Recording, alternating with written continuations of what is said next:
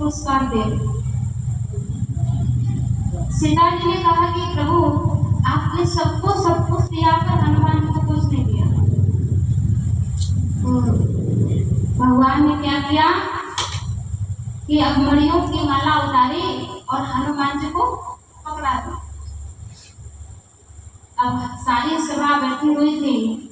हनुमान जी क्या करते हैं, माला को तोड़ करके फिर एक मोती निकालते हैं और फिर उसको देखते हैं, और जब कुछ नहीं दिख रहा है तो उस मोती को फेंक देते हैं। मुड़ियों की माला तोड़ तोड़ के फेंक रहे। तो सारी सभा कह रही है हनुमान जी को पागल हो गया, यानी कि इतनी कीमती मणियों की माला को तोड़ तोड़ के फेंक रहा है। वास्तव में ये बंदर है, इसको बिल्कुल भी अकल नहीं है। बंदर क्या जाने अजब का सार, तभी से कहावत बनी है।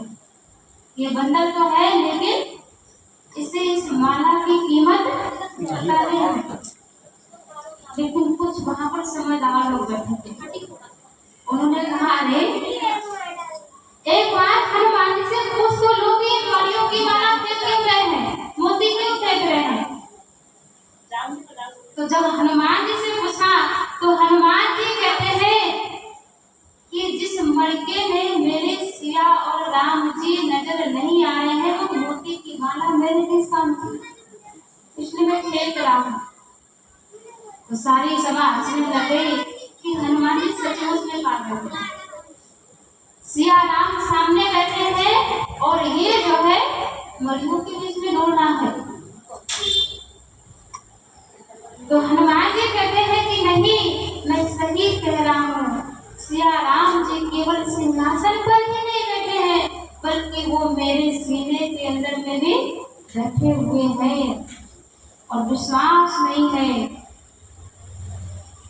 सब कहते हैं कि अगर सीने के अंदर में है तो दिखाओ। तो हनुमान जी ने सीना चीर करके दिखाया, सिया राम का दर्शन कराया।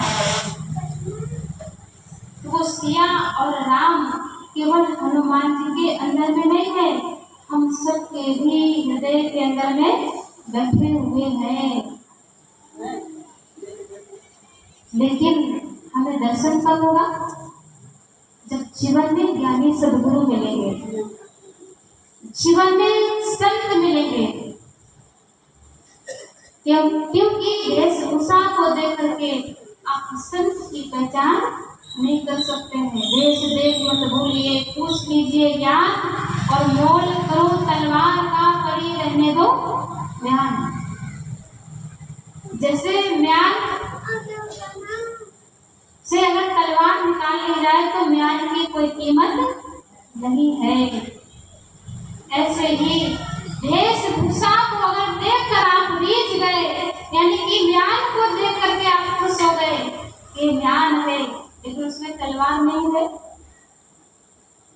ऐसे ही वेशभूषा को देख करके आप संत की पहचान नहीं कर सकते। कहते हैं जब प्रभु कृपा दिखलाते हैं तो संत मिलन हो जाता है, और जब संत दया दिखलाते हैं तो भगवंत मिलन हो जाता है।